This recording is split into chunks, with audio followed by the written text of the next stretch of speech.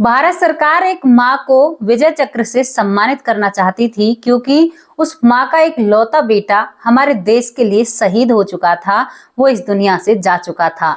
लेकिन जैसे ही ये बात मां को पता चलती है तो मां सरकार के सामने हाथ जोड़कर खड़ी हो जाती है और कहने लगती है कि आप लोगों के लिए मेरा बेटा इस दुनिया से जा चुका है, लेकिन मेरा बेटा जरूर वापस लौट कर आएगा।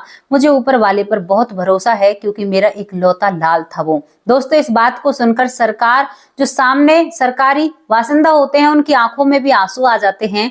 आखिरकार क्या एक माँ अपने दिल को समझा रही थी या वाकई में उसका बेटा वापस लौटकर आएगा? ये क्या कहानी होती है और क्या किस्सा होता है? दोस्तों, ये कहानी सत्यता पर आधारित है। नमस्कार, स्वागत करती हूँ आप सभी का। हमारे यूट्यूब चैनल है वैष्णवी चौधरी के नाम से और इसी नाम से हमारा फेसबुक पेज है, आप उसे भी फॉलो कर सकते हैं। कहानी की शुरुआत होती है संदीप गुर्जर से। संदीप गुर्जर की जो नौकरी होती है, जो पोस्टिंग होती है दोस्तों, वो जम्मू कश्मीर में होती है। अब संदीप गुर्जर एक दिन अपने टेंट में सोए हुए थे, तभी उनको पता चलता है कि जो श्रीनगर होता है उसमें आतंकी हमला हुआ है और तुरंत वहां पर कई फौजी भाइयों को जाना होगा। संदीप गुर्जर, दोस्तों ये बात होती है हमारे देश आजाद होने की कुछ सालों बाद की। अब संदीप गुर्जर मिलिट्री में पहली बार हेलीकॉप्टर आया था, उसमें उड़ान भरते हैं, कई लोग एक साथ में होते हैं और उस उड़ान भरते ही अब वो जैसे ही वहां पर तो वो पहुंचते नहीं है दोस्तों, लेकिन रास्ते में ही उनका जो हेलीकॉप्टर है वो क्रैश हो जाता है किसी कारणवश और वो हेलीकॉप्टर एक जंगली इलाके में जा गिरता है। दोस्तों, जहां पर हमला हो रहा था वहां पर तो वो लोग नहीं पहुंच पाते हैं। अब वो हमला संभल जाता है और जो हेलीकॉप्टर था वो जंगल में पड़ा हुआ होता है। पूरी फौज उसे ढूंढने में लगती है दोस्तों, उन्हें ढूंढा जाता है। अब यहाँ पर सभी फौजियों को ढूंढ लिया जाता है दोस्तों, बहुत बुरी हालत होती है, सभी शहीद हो जाते हैं। उन सभी को लाकर ये तो निश्चित था कि इनमें से कोई भी जीवित नहीं रहा है। अब दोस्तों, वहां पर 4 ही फौजी मिलते हैं, जबकि उस हेलीकॉप्टर में वो 5 थे संदीप गुर्जर के समेत। अब उन चारों का डीएनए टेस्ट किया जाता है, कुछ टेस्ट किए जाते हैं। दोस्तों, उस वक्त ना कुछ हाल ऐसा था कि इतनी ज्यादा सेवाएं नहीं हुआ करती थी, ना ही तो ज्यादा फोन थे, चिट्ठियों से काम हुआ करते, ना ही ज्यादा ऐसी खासकर चीजें थी। और ऐसी चीजें भी मिलिट्री के पास ही थी, पहले देश के लिए उपलब्ध थी, लोगों के लिए नहीं होती हैं। अब हॉस्पिटल में भी काफी दिन लग जाते हैं पता लगाने में। अब जो 4 लोग होते हैं उनके सबको उनके घर पहुंचा दिया जाता है, लेकिन संदीप की माँ, उसे कुछ पता ही नहीं होता और उसके पास एक खत जाता है कि आपके बेटे ऑन ड्यूटी इस दुनिया से चले गए हैं, जो हेलीकॉप्टर है वो क्रैश हो चुका है और संदीप गुर्जर इसमें नहीं बचे हैं। दोस्तों, इस बात को माँ को विश्वास क्यों नहीं होता? क्योंकि ना ही तो उसके बेटे का शरीर उसके पास आया है और ना ही उसे शांति मिलती है। वो बहुत रोती है, बहुत विलाप करती है, जगह जगह अपने बेटे को ढूंढती है, लेकिन उसको उसका बेटा कहीं पर भी नहीं मिलता है। सरकार भी एक सर्च अभियान चलाती है कि बार बार देखो भाई, एक की डेड बॉडी भी नहीं मिली है, लेकिन दोस्तों कुछ भी वहां पर नहीं मिलता है। संदीप गुर्जर जो होता है, ना ही तो उसकी डेड बॉडी मिलती है और ना ही कुछ और चीज मिलती है। सरकार भी हैरान हो जाती है, आखिर जमीन खा गई या आसमान निगल गया, एक व्यक्ति कहाँ चला गया, सरकार की भी समझ में नहीं आती है। अब दोस्तों क्या था, कुछ दिन निकलते हैं, अब धीरे धीरे इस घटना को वक्त निकल रहा था। माँ अपने बेटे के इंतजार में रहा करती, सब लोग उसे जैसे समझाते हैं तो वो किसी की बात को नहीं समझती, कहती कि मेरा बेटा एक दिन जरूर आएगा और तुम देख लेना, सब लोग देखते रह जाएंगे, जिस दिन मेरा बेटा यहाँ पर आएगा ना, सबकी बोलती बंद हो जाएगी। वो माँ एक अटूट विश्वास रखती है, सुबह शाम मंदिर जाती है और ऊपर वाले से एक ही प्रार्थना करती है कि ऊपर वाले, मुझे जिंदगी में कुछ भी नहीं चाहिए, ना ही धन चाहिए, ना ही दौलत चाहिए, केवल मुझे मेरा बेटा चाहिए। अगर मुझे मेरा बेटा मिल गया तो मैं भी मान जाऊंगी ऊपर वाला भी है और मैं आप पर वैसे ही विश्वास करती हूँ और ज्यादा मेरा विश्वास बना रहेगा। मेरा दिल बिल्कुल भी गवाही नहीं देता कि मेरा बेटा इस दुनिया में नहीं है। जिंदगी चल रही थी, 10 साल सरकार को लग जाते हैं। अब सरकार यहाँ पर एक काम करती है, उसकी माँ से कहा जाता है, एक खत के जरिए बताया जाता है, जानकारी दी जाती है कि आपका बेटा शहीद हो चुका है और उसके सम्मान में एक वीर चक्र हम आपको देना चाहते हैं, जैसे कि हमारे फौजी भाइयों को दिया जाता है। अब दोस्तों, जो माँ होती है वो उस चक्र को लेने से मना कर देती है, सबके सामने हाथ जोड़कर खड़ी हो जाती है और कहती है कि आप लोग तो हो, आप पे तो विश्वास है कि मेरा बेटा मर चुका है, लेकिन इस दिल को गवाही नहीं आ रही कि मेरा बेटा मर चुका है, मैं नहीं मान सकती। तब मैं अपने बेटे के शरीर को देख लेती तो मुझे विश्वास आ जाता, लेकिन मेरा बेटा अभी कहीं ना कहीं जीवित है और वो जरूर लौट कर आएगा। इस बात को जो सामने लोग होते हैं, जो वीर चक्र उस माँ को देने वाले थे, वो भी, उनकी भी आंखें भर आती हैं कि एक माँ का कितना विश्वास है। लेकिन दोस्तों, जब एक माँ ने ही मना कर दिया तो अब क्या कर सकते हैं। और यहाँ पर वो माँ उस वीर चक्र को नहीं लेती है और अपने घर आ जाती है। दोस्तों, वो रोज की चौखट पर देखा करती और रोज इंतजार किया करती और वो अपने दिल की बात सुना करती। धीरे धीरे वक्त किसी के लिए नहीं रुकता है।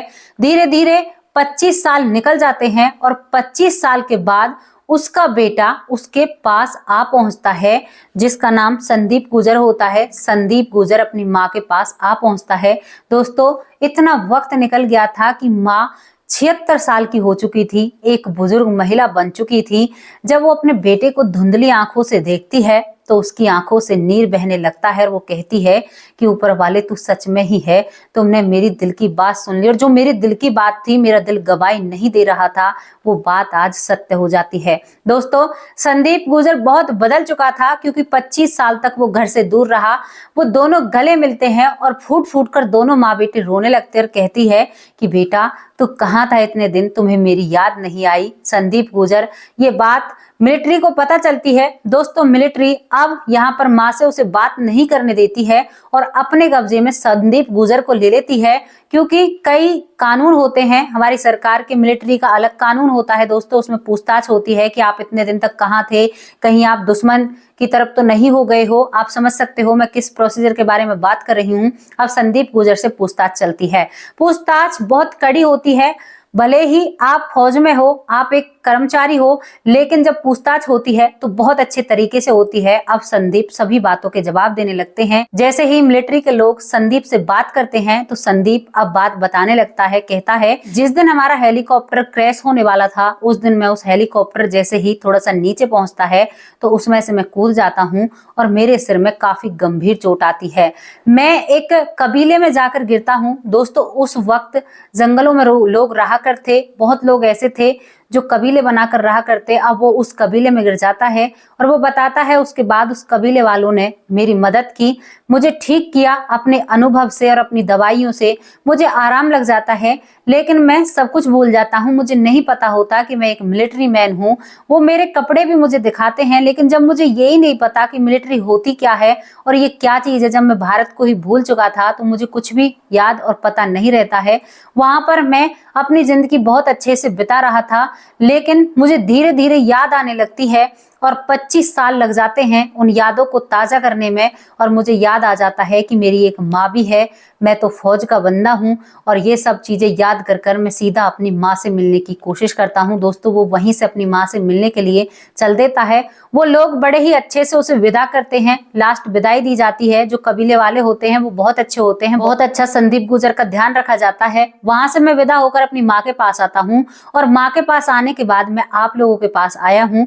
यही मेरी जिंदगी की कहानी है, आप विश्वास करो या ना करो। संदीप गुर्जर अपने सर पर लगी चोट को भी दिखाते हैं। दोस्तों, काफी सारी चोट लगी थी। आप समझ सकते हो, एक हेलीकॉप्टर से जो इंसान गिर रहा है उसको क्या हुआ होगा, कैसे हुआ होगा, वो तो वही जानते हैं। और वो सारी बातें सामने रख देते हैं। कई दिनों तक संदीप गुर्जर को कस्टडी में रखा जाता है मेजर साहब के जरिए और कई दिनों तक उनसे पूछताछ चलती है, कई तरीके से पूछताछ की जाती है, लेकिन सब में संदीप की बातें सत्य पाई जाती हैं। और इसके बाद संदीप को संदीप की माँ को सौंप दिया जाता है और वो कहता है कि जब यहाँ पर संदीप की माँ और अच्छे से अपने बेटे से मिलती है संदीप गुर्जर से, तो कहती है कि बेटा, मुझे भरोसा था, सब लोग कहते थे कि तू मर गया है, लेकिन मेरे दिल में तेरे लिए आज तक जगह थी। मैंने कभी नहीं सोचा कि तू मर सकता है और देख, ऊपर वाले ने मेरी सुन ली और तू मेरे सामने है। एक माँ का दिल कभी झूठ नहीं बोल सकता। दोस्तों, संदीप भी रोने लगता है, कहता है कि माँ, पता नहीं मुझे क्या हुआ, एकदम से मुझे सारी बातें याद आ गई।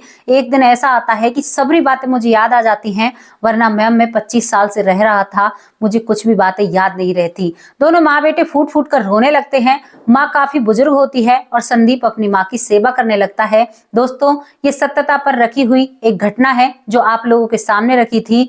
तो जिसका जिससे मिलना होता है ना, उसे कोई नहीं रोक सकता, ना हम रोक सकते, नहीं आप रोक सकते।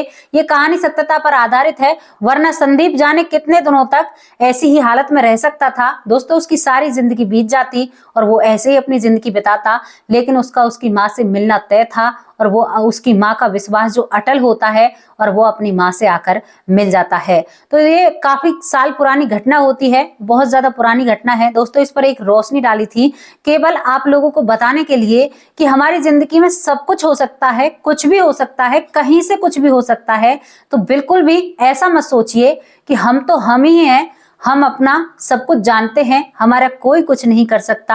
आपके साथ, सभी के साथ कभी भी कुछ भी हो सकता है, अच्छा भी हो सकता है, बुरा भी हो सकता है। तो हमेशा अच्छाई का साथ दीजिए, सच्चे बनकर रहिए, अच्छे इंसान बनकर दिखाइए।